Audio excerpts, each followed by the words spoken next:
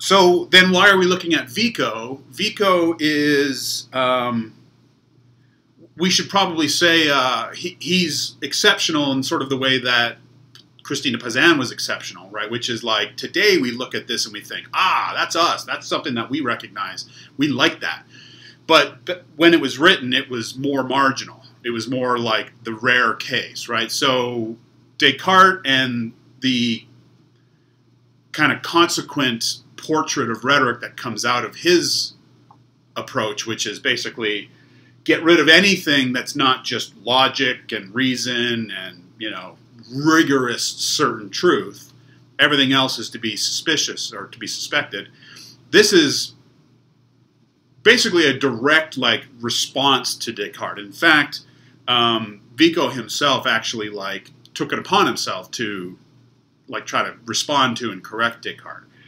So this is interesting because Vico is writing the thing that we're looking at in the very early part of the 18th century, or 1709-ish, whereas Descartes was 16th century. So we're ahead a bit, and yet in some respects we're also way further back, right? So what Vico is up to here, I think that's probably good for overview-y type stuff. So Vico, Giambattista Vico, he's Italian, he's from Naples, and he's, Herrick refers to him, I'm back on page like 190, 191 is where this kicks in. By the way, go ahead and do take a look at that section on 190 underneath Rhetoric's Changing Roles. It hits some of the stuff I've been talking about in previous videos. This idea of rhetoric as managerial. That's the last video. So Vico and the Rhetoric of Human Thought on 191, 192. Yeah, so it's saying right here, even in Herrick, Vico versus Descartes. So if Descartes was someone who privileged like reason, certainty, clarity above everything, and if I think if you asked Descartes, he would probably say something like the mind of God is expressed in math, right? Like math is the truest. It's the most universal and it's the most reliable, right? People today still will say that, and it might be true. But, however, we don't have access to what's beyond the numbers themselves, right? And so what we're dealing with this kind of sort of debate, I guess, between Descartes and Vico is two different kind of worldviews. And sure enough, we find them in the models that we've looked at, right? So we have a Platonic worldview with Descartes, which is a worldview that sees order, clarity, it sees stable objective reality, it sees a language that if the users of the language are trained enough and disciplined enough and serious enough, they can wield language in such a way that it mediates these truths of existence, right? And so with that camp, the goal is always to get closer and closer to clarity and sort of verifiable relations between the external world, the language you use to describe that external world, and how it is that we are sending and receiving these messages. This is what I often refer to as the correspondence theory of communication. If you've taken a class with me before, you might know this. This idea that there's a kind of uniformity in terms of like the world, our ideas about the world, our words that express those ideas, how those words are sent, how they're received, how they're understood, and outward again. If all of that stuff lines up, if triangle out there equals triangle in here equals triangle here equals triangle there, then we have this nice correspondence and everything's clean and tidy and reliable, right? And you can buy into that worldview, but you got to kind of go all in. And you've got to go all in on this idea that like truth can be known, it can be expressed in language, it can be understood clearly, right? Descartes would be someone who would probably hang on to that idea that there is something stable and knowable that we can reach through our minds. But we got to be careful with this whole language business, right? So that's one worldview. Another worldview sees everything that we do and express and believe and feel as basically fundamentally poetic, mythic, maybe even religious in nature, right? That there is no underlying kind of rational order to all things, but that creativity and unpredictability and surprise and magic and the irrational realm is predominant, right? And that the world was sort of born in a car wash of creative explosion, and so that there's no underlying mathematical perfection below the kind of the mess of existence and communication, right? Vico is someone who more falls on the side of like embracing the poetic and the mythological, and the imaginary, the imagination is the kind of the place where all that plays out. And Descartes and his kind of camp followers tradition might say, well, yeah, the imagination exists, and we even might need to use the imagination to like sell certain ideas, but the ideas and how we arrive at the truth and the certainty of those ideas, we need to be doing that over here with our scientific methods, right? What Vico calls speculative inquiry. So it's fascinating kind of back and forth here. We've already looked at Descartes. We've seen kind of his approach, this radical kind of get rid of anything that doesn't make perfect sense, reduce, simplify, get down to the thing that we can know for certain, and then kind of build outward from there, right? Vico is someone who's a lot more cynical about the hopefulness of that approach. And so Vico is someone who, you read him today, or at least when I read him today, I'm like, my goodness, this guy's like postmodern, basically. Like, it took about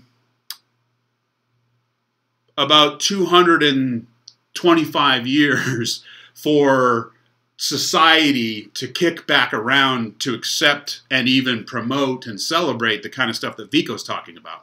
It's quite postmodern, right? We'll get to that, you know, in a month maybe, or 3 weeks or thereabouts. But yeah, it's kind of stuff that feels great today, but in his own time, it was these ideas were less prominent than the ones that Descartes and Ramus and some of those others were up to. So I love going through this little selection here on this work that he called from the on the study methods of our time. By study methods, by the way, it's 1709, so very early 18th century. Vico was a professor of rhetoric in Italy, in Naples, I believe, and he's someone who read widely, and apparently was a lot like Erasmus in this way, kind of reclusive, loved to read, soaked it all in, loved philosophy, sciences, loved it all, but had a special affinity for like literature and poetics and philosophy, but of a certain way, and rhetoric, of course, and that comes through here. Right, he's kind of playing the dominant prevailing sort of methods of inquiry of his time, which would be scientific, empirical, Baconian, and so on, against the ancients. You know, he's thinking about Cicero, Aristotle, and the folks that we've been looking at, right?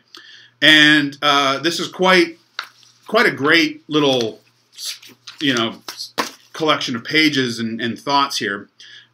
He says, I want to compare our methods of inquiry, you know, like how it is that we know, like our pursuits of knowledge. How is it that we come up with dominant knowledge here in the early 18th century in Western Europe versus in the ancient Greek context, and to do a kind of comparative analysis of them, right?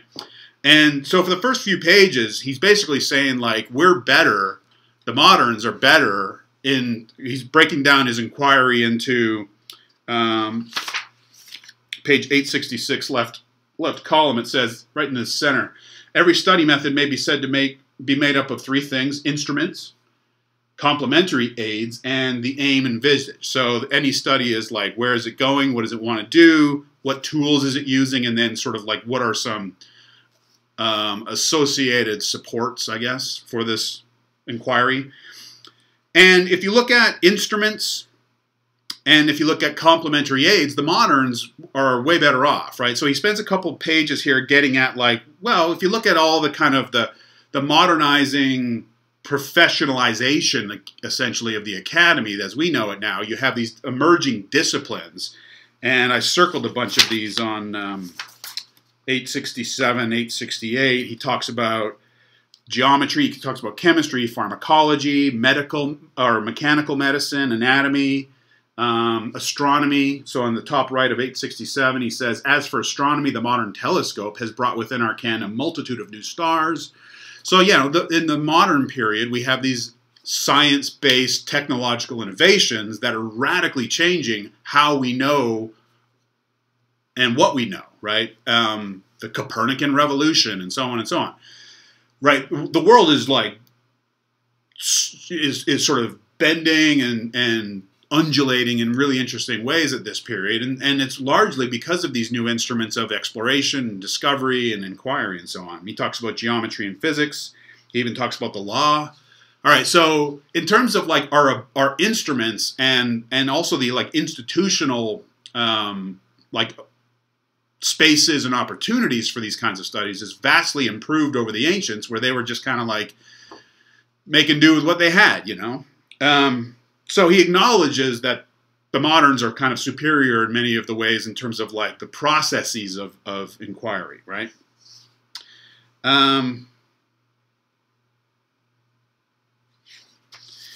The section 3 here on 868, things start to shift. So he gets into this business of speculative criticism. He says, let us begin with the instruments with which modern sciences operate. Philosophical criticism is the subject which we compel our youths to take up.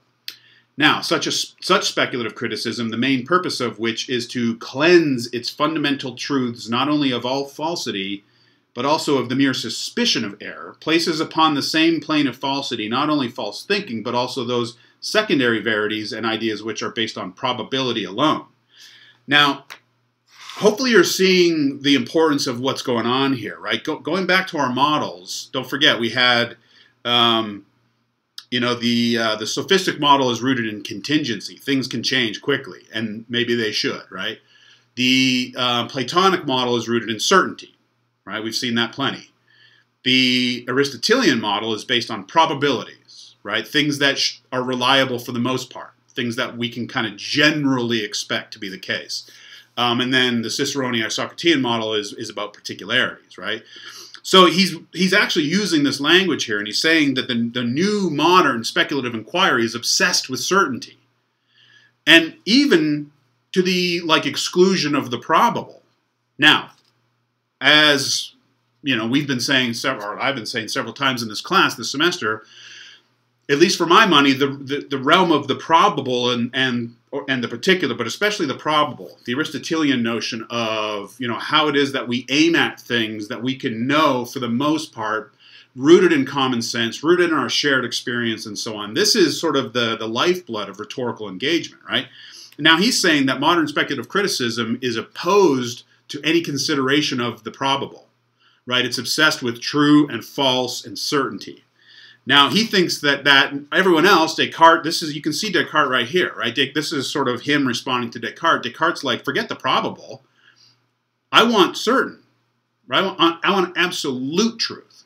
So the probable is gone, and therefore with it, this whole realm, inventional realm of doxa and enthymemes and topoi and so on that we got from those ancient models that we had talked about as being the kind of the core understanding of what rhetoric is and can be, right? So he says, commands us to clear our minds of probabilities. This is bad news in terms of social engagement, right? Because we can't be 100% certain of how others are living or what might happen tomorrow or whatever. So it's an extremely limiting and like fairly elitist way of operating, frankly, but that's the way it went. Such an approach is distinctly harmful, he says, since training in common sense is essential to the education of adolescents, so that faculty should be developed as early as possible. Common sense. I agree. Common sense. Like, based on other experiences you've had, based on what you've heard, like, you got to kind of piece it together. So common sense is important, and some of the terms that we've looked at before in the ancient context are related here. Phronesis, we talked about phronesis with Isocrates, this idea of like practical judgment, practical wisdom. And also prudence is related to that. This idea of making judgments in the most prudential way, the most sort of reasonable given the kind of limitations of the situation, right? But it's a prudent decision. We've weighed all the, the pros and the cons, and we've brought together everything that can be sort of brought together on this question, and now we're going to make the most prudent decision possible and move forward. That's how public operations work. That's how social operations work. But the moderns were, had no time for the probable, had no time for guesswork. They wanted certainty, right? He's challenging that idea. Else they break into odd or arrogant behavior when adulthood is reached. I don't know.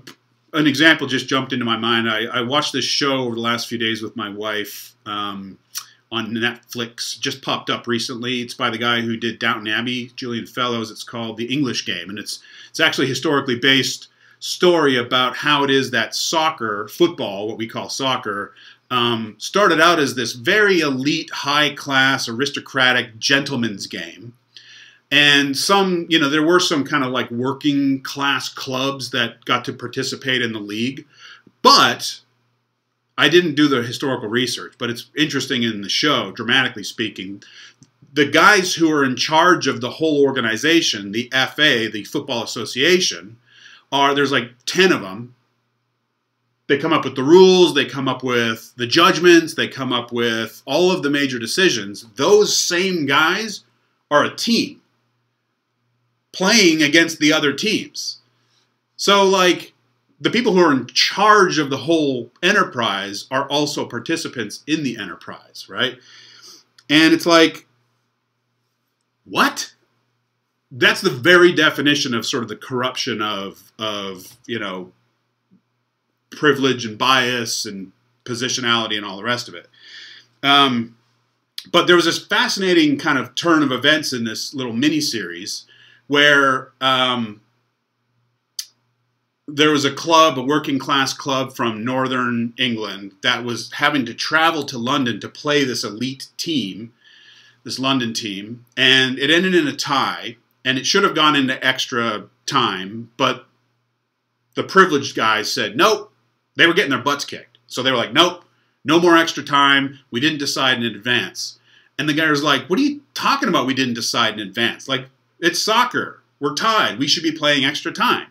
And the guys were like, nope, our decision, sorry, the FA, the Federal Football Association, has decided that the game is over. And it's like, what do you mean decided? Who decided? Right? So this business of this like arrogant behavior, this an odd or arrogant behavior when adulthood is reached. There's a character in this series who I'm thinking of in particular. He's on the aristocratic team. He ends up having a kind of change of heart and advocating for the working fellows, and he becomes sort of the hero. But like, there's a moment where they're playing both sides of this equation of like, we're the people who decide the rules of this game, and we're just doing it in the interest of the game, and it's for science, and it's for objectivity, and it's just the rules, and it's like, and the women, their wives are like, what are you talking about? You make these rules.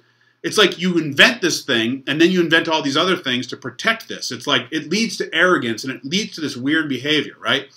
But this is sort of the kind of the illusion of objectivity. It's like, we make the rules, and then we act like the rules were given to us from God, and we have to defend the rules. It's like, you can change the rules, right?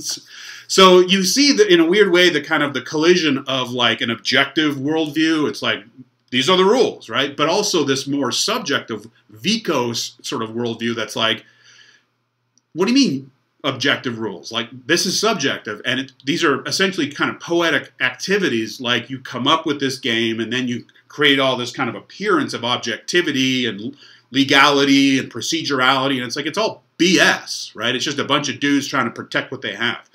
So that's kind of the fight that we got going on here, and Vico is kind of going at this idea that like objectivity and science and absolute certainty are like in and of themselves like valuable, pristine, privileged kinds of things versus our subjective use of them, right? So I'm fascinated by this, and this is where he goes into this business of imagination, right? And so for Vico, imagination is sort of the realm where everything that matters most is birthed, right? And so we got to be careful here, because the imagination is something that we see quite a bit, referenced quite a bit in the 17th and especially the 18th century with George Campbell, Philosophy and Rhetoric. Which we're not really going to look at, but it was actually the biggest, most broad-selling philosophy of rhetoric of the modern period, and he talks a fair bit about imagination. But the way, sorry, just had lunch. The way that Campbell talks about imagination is very similar to the way that Richard Weaver talks about rhetoric and imagination. Back in a couple weeks back, we looked at what was it called? Sermonic or responsible rhetoric, Richard Weaver, right? And if you remember the way that Weaver talked about it, it's like we come up with our philosophical truths, and then we use rhetoric to kind of appeal to the imagination. And I think I talked about like using kids' stories to kind of convey these truths. These truths. Similar kind of thing, right? It's like the imagination for some of these moderns was an available place to kind of light up the reason, right? It's like if you want to awaken the reason, you've got to go through imagination. It's like, bing, bing, bing, oh, hey, reason, here's a truth. Is it true? And reason goes, puts on his spectacles and says, yes, that's the truth. And then it works, right? This is not the kind of understanding of imagination that Vico's playing with. For Vico, it's everything, right? And he wants to kind of go back to the ancients, especially like Isocrates and Cicero, and say the ancients were like imaginative. And imagination actually precedes reason. So the contest between Vico and Descartes is between reason and imagination. For Descartes, imagination is to be like totally suspected because it's emotional and it's not rooted in anything kind of verifiable and certain, and it's misleading and all the rest of it, right? So Descartes is all about reason, deductive reason and logical reason and certainty and so on. But for Vico, this privileging of reason as all perfect and important and the be-all end-all is misguided and limiting, right? And in fact, the ancients had it better. They had a better understanding of the necessity of imagination, especially for like young students who are just kind of learning their way in life, right? I think about this a lot with like these devices, right? These things are super helpful, but in a very kind of rational way, right? It's like if you need to get from A to B, this thing will help you. But I'm always worried about like what happens if the internet ever goes down and people have to find their way to some place that they've never like gotten to, and they don't have the help of this thing. You got to use your imagination, your common sense. You got to use your kind of like phronesis skills. You got to use practical wisdom and judgment, and you got to kind of sort things out. You got to improvise, right? So that's the kind of notion of rhetoric or rhetorical training that Vico wants to actually hang on to, and thinks that the Cartesian approach is killing, frankly. And I would agree. I mean, I think that imagination and, the sort of the rhetorical side of appealing to the whole being and so on, like that's important. But these early modern guys were trying to just get rid of all of that stuff and just like go all in on reason and science and so on. 26. All right. So read through these pages, especially this third section here. I'm not going to go too much deeper, but this third section is crucial. And frankly, everything he's saying here is a defense of Aristotelian and Isocratean rhetoric against what was happening in the early modern period with science, logic, speculative inquiry, and so on. So it's a really wonderful defense of our kind of older models of rhetoric against this newer stuff. He even like defends sort of the argumentative processes of using topoi, and he even defends like doxan opinion on 869. That first paragraph, its full paragraph begins, I may add that in the art of oratory, the relationship between speaker and listeners is of the essence. It is in tune with the opinions of the audience that we have to arrange our speech. The moderns didn't care about audiences. Why? Because audiences sit there with all of these distorted thoughts and perceptions, and they're all, lazy and childish. And you can find this kind of language in a lot of rhetorical treatises of this period. Is like there's almost disdain for audiences because they're so dumb. And so why would we appeal to them? They don't know the truth. We're giving them the truth. Doesn't sound like the Platonic model there, right? It's like, here you go. Here's your medicine. It's not metaphysical medicine. It's logical medicine. It's reason-based, science-based medicine. But here you go, you idiot. Rhetoric might be used to, like, sprinkle some jimmies. You know, those little candy jimmies, right? Man, sprinkle some jimmies on it so that they can, like, get excited as they're swallowing this truth, right? And so that was kind of that again, that little scenario in that show I was just talking about. It's like, these guys are protecting this very sort of privileged thing that they created against these other people who kind of want to participate. And their attitude is very arrogant and dismissive. It's like, oh, they're idiots. These guys don't know soccer. They don't appreciate soccer. It's a gentleman's game, right? We got to protect it for ourselves. So it's this really tight, limiting conception of the social and who can participate. It's kind of lousy. All right. Commonsense, he refers to Commonsense again on 870, bottom right. It's good stuff there. Let their imagination and memory be fortified so that they may be effective in those arts in which fantasy and the mnemonic faculty are predominant. It's good stuff. Also, I have a lot of ink on 871. And what's he up to here? It's an appeal to community. Again, it's like going back to the ancients. Think about Isocrates here, right? It's like using your arts of imagination and eloquence to be a citizen. You don't get this kind of language in rhetorical treatises much at all in this period, right? So Vico is awesome. Frankly, we shouldn't probably spend too much time on him just because he wasn't that influential in his time. But it's nice to see someone kind of defending these older ideas in a moment where it was being eclipsed by this new science, this new fascination with logical rigor and strict truths and empiricism and so on. It's nice to see someone talking about imagination and myth and the importance of common sense and poetry and poetics and the importance of sort of all of this to what it means to be a citizen, right? Let's see, looking at Herrick here. Yeah, he even makes an appeal to invention and discovery in those pages that I was mentioning. So it's like it's all there. All those important concepts and terms that we got from those key models, Aristotle and Isocrates. Invention, discovery, eloquence, wisdom, civic virtue, imagination. These are things that we encountered in those models. We now see them, again, kind of briefly in the form of Vico, and then sort of that's it. But I wanted to just look at Vico as a counterpoint to Descartes and as an exception to the rule of this time period. The last thing I'll just quickly mention, because I'm getting close to I'm already at 30. Herbert Spencer. Herbert Spencer, his philosophy of style is, now we're jumping ahead a century and a half after Vico, and I would just say two quick things about this, and you don't need to read through it terribly carefully, but do look through the early paragraphs. He's talking about composition, he's talking about style, but he's using a word that we haven't encountered before in any of our treatises on rhetoric, and that word is economy, right? And think about it. He's writing in the 1850s in England.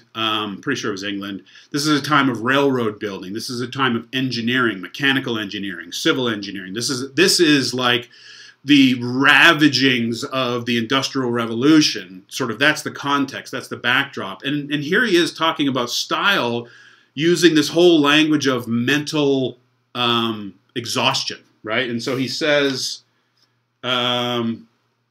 there's early on, one of the early paragraphs, he says, as in a mechanical apparatus, we should imagine style in terms of its ability to tire out the mind. So he's thinking about the mind as a kind of machine, and he's thinking about language itself as a kind of machine. So it's really wild to see him bring the language of like engineering and industrial sensibilities to a treatise on style, which is all about basically getting the biggest bang for your buck in terms of your use of language and words and so on. His whole point is you don't want to tire out your reader. You don't want to exhaust your reader. And so your stylistic choices need to be made in terms of economy, in terms of getting the biggest bang for your buck. We've never seen this before. So it gives us a couple of things that are important here, interesting, that this is a notion of style befitting the industrial age, befitting an age of engineering and mechanical kind of fascination. And shoot, I lost the other one. Thinking about the audience in terms of their sort of mental labor, right? And so it's thinking about style as this almost like physiological commodity, right? That you can exhaust your audience. They can be tired out, you can lose them, and so your word choices all need to be like super punchy. So you have the industrial context, you have the engineering context. You also have this notion that, oh yeah, the business of psychology, right? So we haven't talked about this too much, but John Locke and sort of the new scientific sort of fascination with understanding how things work in the physical external world led to investigations into how human psychology works, how the mind itself works. Here you see an attentiveness to psychology, right? It's like, it's a weird kind of attention to it, but it's really about how it is that listeners or readers or viewers or whatever are receiving the language and what it's doing to them internally, and being very sensitive to like overtaxing your audience, right? So it's a weird kind of combination of style, but like with labor concerns and like engineering concerns. And Herbert Spencer is the person who coined the phrase survival of the fittest. It wasn't Darwin himself. It was Spencer, who was like an early sociologist, right? So here's someone who's really thinking about kind of human social relations in terms of like machines, frankly, right? And thinking about style in the context of industrial expression. And so it's, I don't know, it's kind of a bummer. He's like obsessed with not tiring out the audience, not tiring out the reader, but just the language of economy, the language of sort of mechanical apparatuses is totally weird and fascinating. So I wanted to get that in there. As a kind of an example of later modern, this is, mid-19th century at this point, attempts to think about rhetoric as style and what that means, and just, again, how far we are from any kind of concern with invention, ideas, arguments, and so on. It's just about style, and it's also about style as this kind of economical consideration. On the website, I'm going to throw up this little bit from Chironomia. In Herrick, he talks about the Elocutionary Movement on page 197. He mentions Thomas Sheridan, the importance of delivery, but he doesn't mention, I don't think he mentions Chironomia.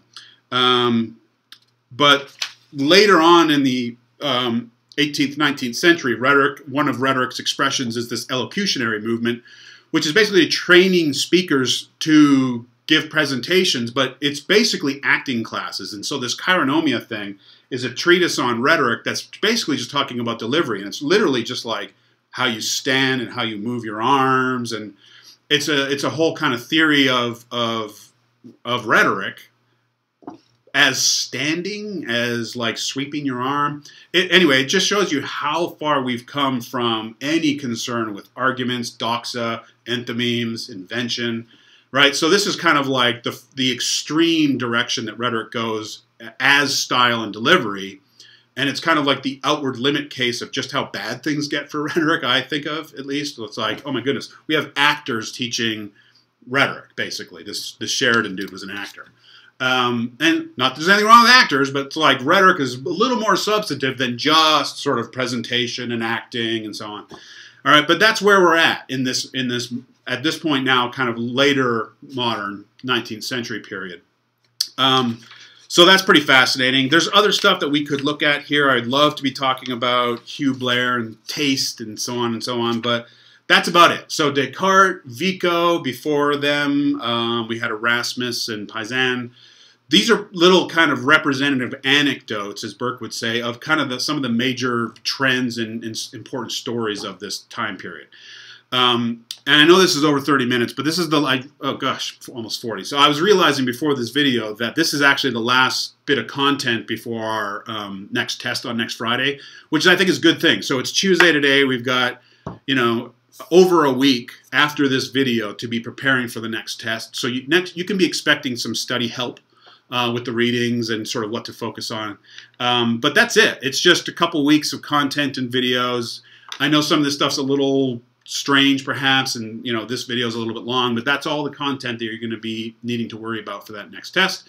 So the next thing that we will deal with is getting ready for that test. As mentioned, after I'm done this, I'm turning to grading, and I'll be getting your next paper assignment up today. All right, gang. I'm plugging along as best I can. I got some a mountain of stuff I got to get through, but I'm getting there. So thanks for hanging in there with me, and stay isolated. Cheers.